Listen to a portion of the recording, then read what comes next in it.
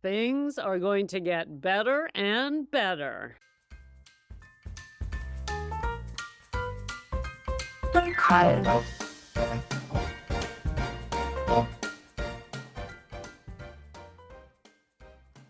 Hello and welcome to Sober Living Snippets, where we live alcohol-free so we can heal our relationships, feel youthful again, and ditch regret and shame. And that's what Sir David Hawkins says in his book, Letting Go. Things are going to get better and better. Let's back up and find out why. I'm Becca Jacobson. If you're new and you don't know, I got a snippet for you. Today, we are on day 2 of a simple walkthrough of the first and second chapters of David R. Hawkins' book, Letting Go, The Pathway of Surrender. We're checking out the first 2 chapters. Why? Because in it, that's when he tells us why we want to let go and how to do it. And that's enough for us. If you want the rest of the book, go grab it. Okay, so yesterday, we launched the book study by reading together an excruciatingly long quote from the very beginning of this book.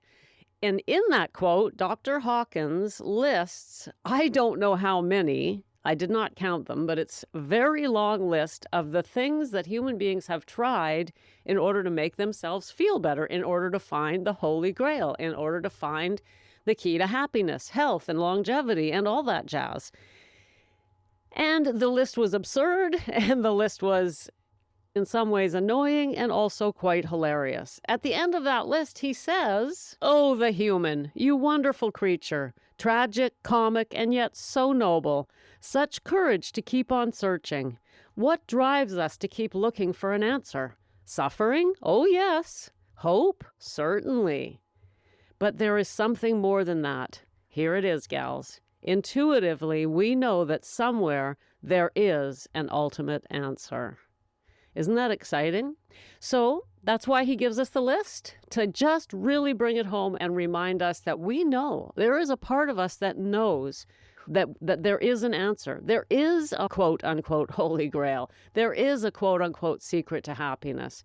And that's why we keep looking. And that's why you're here listening to me. You're like, maybe the snippets will help me. Where is the help for me? How can I free myself from alcohol? How can I stop the suffering? How can I stop the regret? How can I stop running and running and running and hiding in a bottle of wine?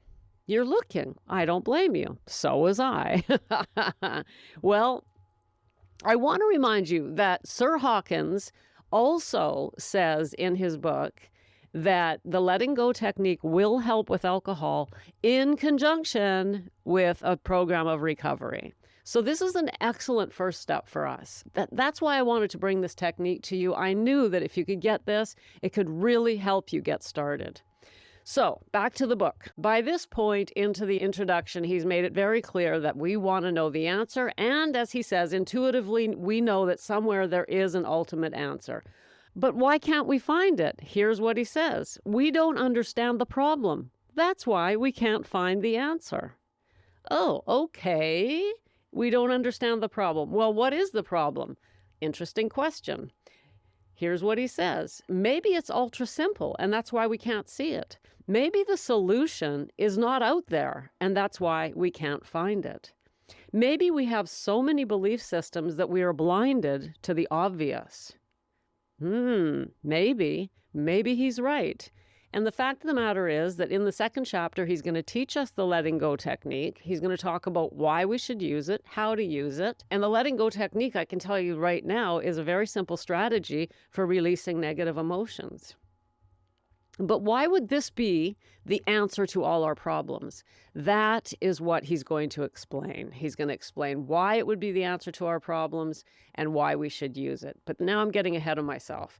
Continuing on with the introduction, he points out that throughout history, this is a quote, throughout history, a few individuals have reached great clarity and have experienced the ultimate solution to our human woes. How did they get there? What was their secret?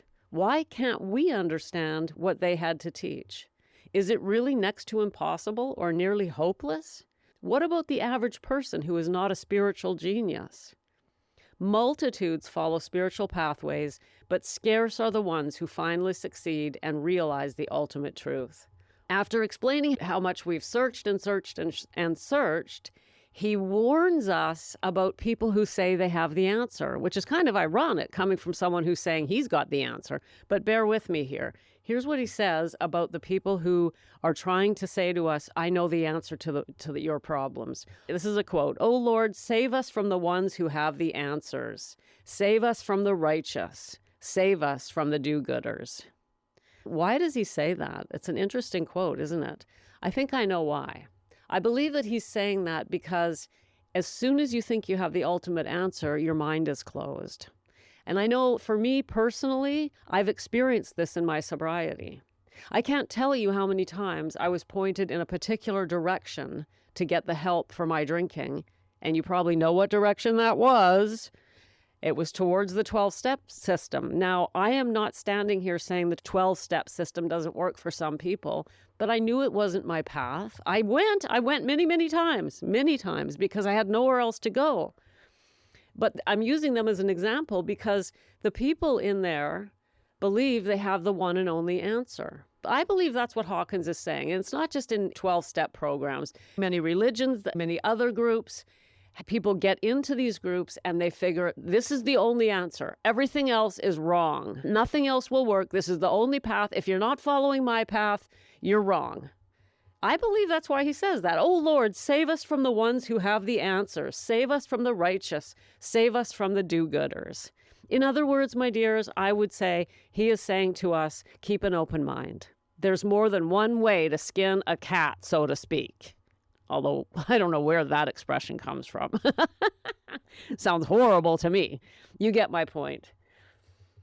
To continue, Hawkins says, confusion is our salvation. For the confused, there is still hope. Hang on to your confusion. I love that because he's saying to us, keep your mind open, allow yourself to wonder, don't back yourself into a corner where there's only one way out. Okay, let's go ahead and finish the first chapter, which is the introduction. Here's another quote from the book. Quote, what's in the book? It tells of a simple method to reach great clarity and transcend your problems along the way.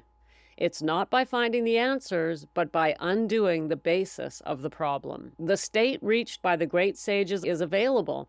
The solutions are within us and easy to find. The mechanism of surrender is simple and the truth is self-evident. It works during daily life. There is no dogma or belief system. There is no dependence on any teachings. It follows the dicta, know thyself, the truth shall set you free, and the kingdom of God is within you. It works for the cynic, the pragmatist, the religionist, and the atheist. It works for any age or cultural background. How's that for exciting? I don't know about you, but I can hardly wait. And you can see how he's not telling you it's the only answer. He's saying it's not even the answer. It's not the answer. It's just a mechanism that's inside of us. Let me continue with reading. Because the mechanism is in your own body, nobody can take it away from you. You are safe from delusionment. You will find out for yourself what is real and what are just the mind's programs and belief systems. While all of this is going on, you will become healthier, more successful with less effort, happier, and more capable of real love. Let me just finish by reading one last quote from the introduction. Sir David says, the purpose of sharing this approach is merely to put you in touch with your own inner feelings and experiences. So there it is, gals. Pretty exciting stuff. So ask yourself today, am I open-minded on my journey to sobriety? Remember, gals, I'm your biggest fan. I'm rooting for you, and I'll be back tomorrow to continue our journey with Sir David. Thanks for popping in. Be sure to come back tomorrow so we can keep your head on straight. Sending you buckets of love. Set.